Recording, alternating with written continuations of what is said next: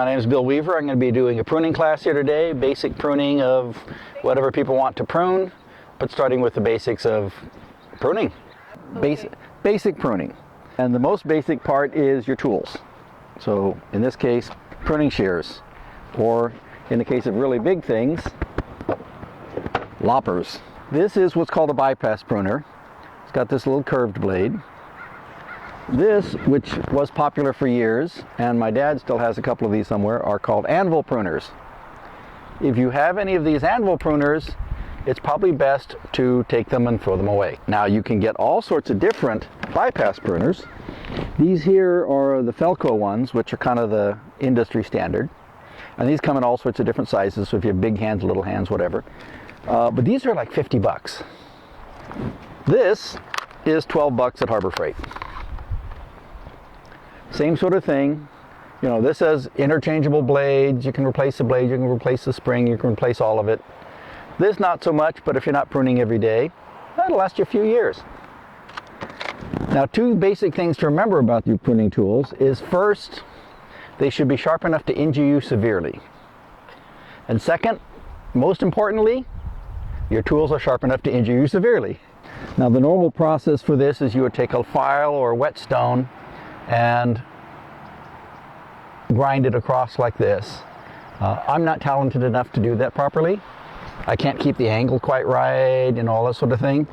Fortunately, they invented this little thing called a multi-sharp. Got it on the web. I forget what the company it was from, but just look up multi-sharp on the web. And it solves all those problems. It has this little gadget here, goes in the back of the blade. You can tighten it down with a screw, and it has your little stone right there. You put it through the right hole for the right angle.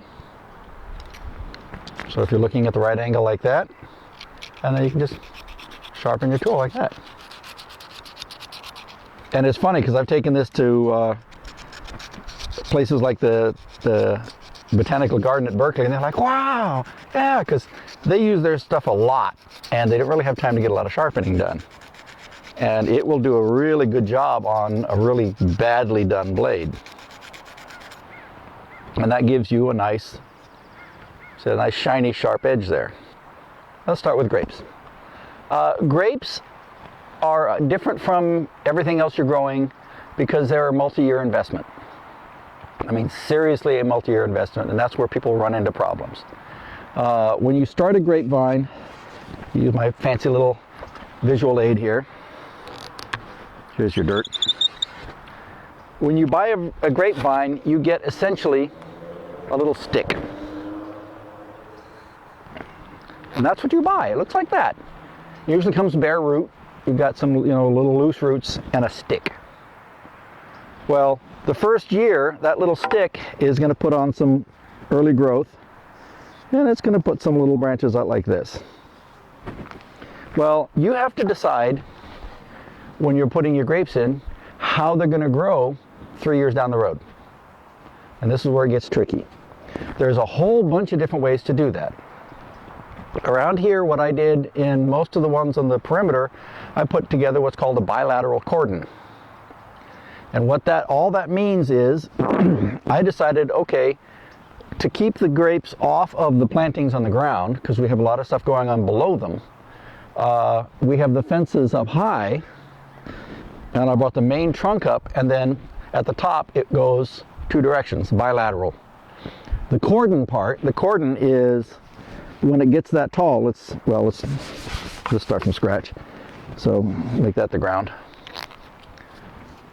That's the ground. Here's the top of your fence or whatever you've got. And what I've done is the vine goes like this and goes like that. So in the winter, your grapevine is going to look like that. So the idea being that this is the permanent structure of the grape. You can do other things. Let's say you have multiple lines and you want to go out like that. You can do it. You can put 2 layers out. There's also head pruning, which you bring it way, way, way back.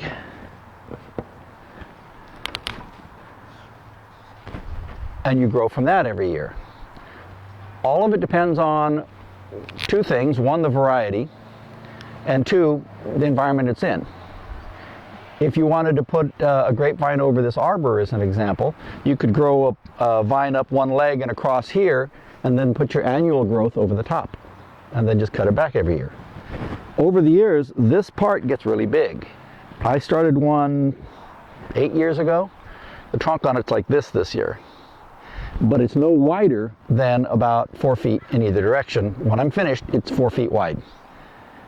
Over the course of the summer, it'll cover my backyard lath, which is 20 by 30, completely covered in grapevines, and it gets cut back every year. So a lot of it depends on where are you going when you start. You have to figure that out ahead of time. So that's why I say it's a multi-year investment. You need to know where you're going. Now the problems we had here were people were doing what I call bush pruning.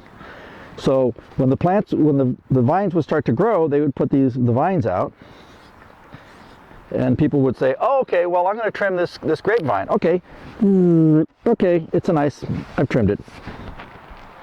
Well, every year they would do that, and it would never get tall enough so that we could attach it to the top of the fence. So after many years and many emails, we got people to stop messing with them. And I'll show you what we ended up doing, the normal method, if you will. So back to where we started. So here's this little stick you bought and you put in the ground. And we're targeting for bilateral cordon like we're doing here because it's easy. So the first year, it puts out all these neat little skinny little branches. So that first year we say, okay, whew, it did really well. It's not making fruit yet. And since we're going for that bilateral cordon, we take all this off and we save that one nice one that's going up. The next year, and this will be the top of our fence here. This is where we're going. The next year, it puts out all of this other stuff.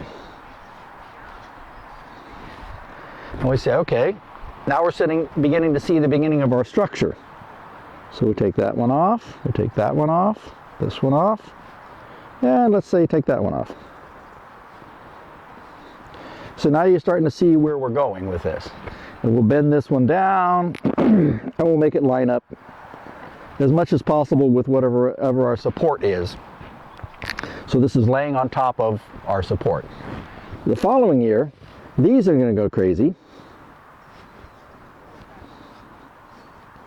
with new growth. Now see, we've been here. There's 1 year, 2 years, 3 years, now the 4th year.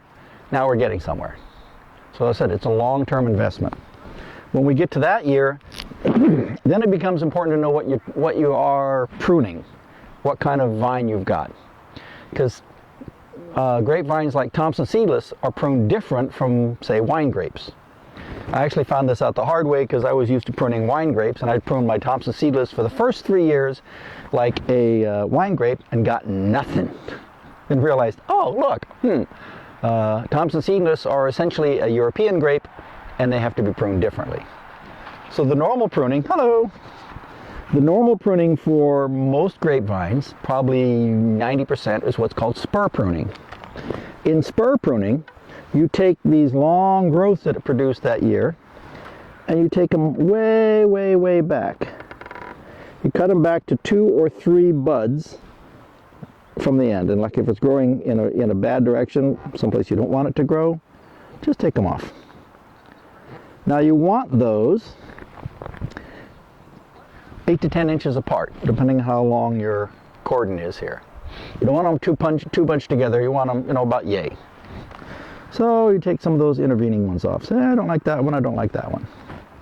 Now what'll happen on those, the following year, those will make that nice new fruiting wood. And this is the year you're going to start getting fruit. And believe me, you will be surprised how the first year that it makes fruit, how much fruit it's going to make. It's been waiting to do this a long time. Now, one of the primary things to remember about any kind of, I should add some on here because it's going to put some out that didn't come from your spurs. The primary thing about pruning you need to remember is whether you do it right or you do it wrong, whatever plant you're working on is going to want to fruit and is going to want to, reproduce. It's kind of biological imperative. It wants to reproduce. So if you do it wrong, it's going to make fruit. If you do it right, it's going to make fruit. What we're trying to do with pruning, whether it's grapevines, blackberries, plums, is to get the most fruit and the least amount of tree or the least amount of vine. So the least amount of leafy stuff that we don't care about and the most of the tasty, squishy stuff we want. So if you did none of this and you kept that little bush prune, you'd probably get fruit eventually. But you can get a lot more if you do it right. Now this is where it gets tricky. So now that you've done this, here's your year, you've got all these here. What you want to do this year is you need to do things like, okay, here's my spurs. See, that's the new growth from this year. I want my new spurs. I'm going to take my old stuff off and make some new spurs. The colors are getting confusing now, I realize. But we make new spurs for this year. And again, we want to keep some space between them. If you put too many together, you end up with a lot of little tiny wimpy vines. If you think of it, it's kind of like roses. You only have so much energy, so you either end up with a lot of little flowers or a few big flowers. So in the case of grapevines, you have a choice. You can have a lot of little tiny vines, branches, or some really big ones with a lot of fruit. Now here comes the other tricky part. When you're dealing with Thompson seedless, let's go back a few years here. Well, let's start from scratch. On Thompson seedless, you've gone to the same sort of thing. You've got your bilateral cordon on the top of on the top. It's going to put out all those nice canes. Well, Thompson seedless and some European ones are what are called cane pruned. On cane pruned vines, you leave some long ones with 8 to 10 buds on them. So you can head them back a little bit. You also leave some little spurs. Now the idea of the spurs is the spurs are going to get you next year's canes. The canes are going to get you the fruit for this year. These are a lot more difficult to prune, because for spur pruning, you just take everything back, and I tend to cut it back to about a foot, and then I select out the good stuff. Cane pruning, you really can't just chop it all down. You can take out the old stuff, and then you have to really be careful about picking what you want to keep.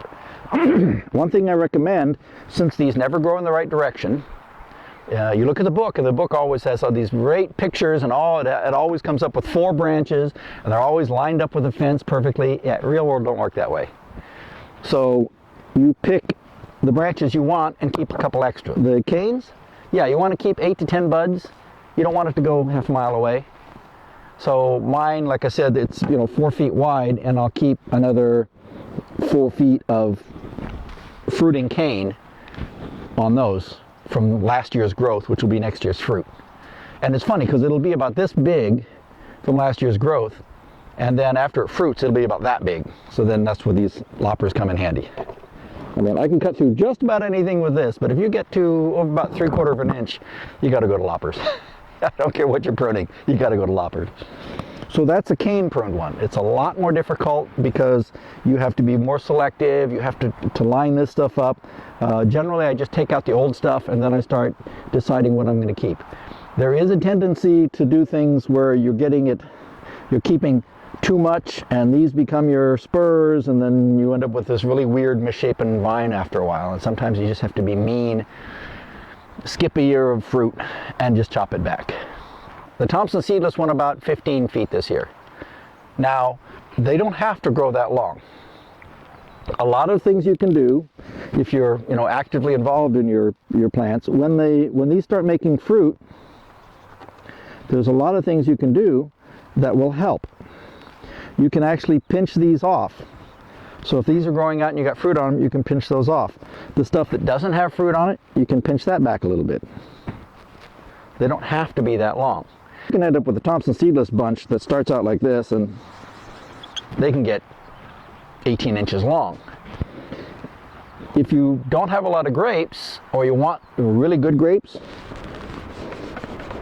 take the bottom half off. If you really want to get into it, this is my favorite book on grapes. It's kind of old. I'm not sure if there's newer version. This has everything you'd ever want to know about grape growing. I think it's from the 70s, so I hope there's a newer version because a lot of things have changed. But it shows things like, you know, here's an older one with that bilateral cordon that I talked about. See, that's a very old vine, but it's cut back to, there's a spur, and there's a spur. Here's growing along the line. Even basic pruning has changed over the years. We've discovered a lot of interesting things. I used to use this when I was, this plain old water-based asphalt, when I was pruning a tree. So if I made a big cut, anything a ½ inch or bigger, I put this stuff on it. Well, this isn't very flexible. This is essentially asphalt. Then they came out with this stuff, which is vinyl, which bends, so it gives a little bit more. Yeah. See, it goes from here down like this, and then here was the other one. Okay, so you're getting to know This was last year's growth that we got fruit off of, and normally we would have these big long canes to get fruit off of this year. But somebody chopped it all down. So that's why we ask people not to prune them, because then they would be good. And again, these are cane pruned, so this one's going to be tricky. We may just not get a good crop this year. So in other words, essentially what we may end up doing is pruning it for the following year's fruit. Because otherwise, say I would have taken this one, a little longer, bring this one back, this one, and probably this one would have been this year's fruit. So we get new canes, we get new nice long canes, and we get fruit following. So we're always looking a year out. So I'm going to do a little bit here. I'm going to make this try and make this a cane. It's not very long, but it's a good start. And I love this fence because it makes an instant trellis. It's so nice. Now, also a couple of things. This is our cordon right here. See this piece? You know, all this, the rest is not necessary. This was last year's fruit. This was last year's growth. the last year's cane. Yeah. Oh. Yeah, they get huge like this, and then this one here, which is all nice and big and all this. We can take this. We can take this out. You cut it like this? Whoa, this is ill. Whoa. Yeah, like I said, they're sharp. So what we're looking at now is here is our main shape, if you will. Yeah. If we had these, we would take these out, and those would be our canes for the following year. We have one cane. So here's going to be our fruit for next year. We're going to take these down a little bit, and we're going to kind of sacrifice that and go, okay, this is going to be we're going to make new canes for the following year. So we're not getting a good year's worth of fruit. Now we can probably keep this cane. This is not part of our structure. But it's a cane? It is a cane, but you know, the trouble is that's where I was talking about with cane pruned, they can get kind of misshapen. Because if you start doing that too much of the, well, I can keep this one, I can keep this one, then you've got this growing, and what happened to this? So probably our only really good cane here. We got one here, we got a couple of little shorties here. This was the previous one here. Put that one back, and this would be our, provide our cane for the following year. You get it with a lot of wood when you're done with pruning. What we want for next year, though, we want to have short pieces, these little spurs, to get our canes for the following year. So normally we can get canes off. See, this was the previous year. Yeah. Last year we cut this back. These are the canes that we would have been using this year. Somebody cut them off, so we don't have them. You know, you have 2, 4, 6, 8, 10. That's good. Hi, I'm Jeffrey. Welcome to the Charles Street Garden. I'm the proud sharecropper of Blackberry 3 and also the Charles Street Garden staff videographer. We've made a couple of good videos already, starting with Ari Fulda on how to turn a cover crop, primarily favas, and just completed a follow-up to that based on what I've learned from Eric.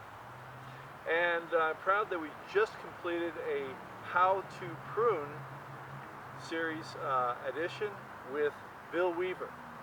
And that's why I'm here today, is to kind of share with you a prologue on Bill's pruning techniques. Okay, essentially what I did is when I cut this off the plant, I cut this end square, because this is where it was growing out, and then I put a 45 on the other end.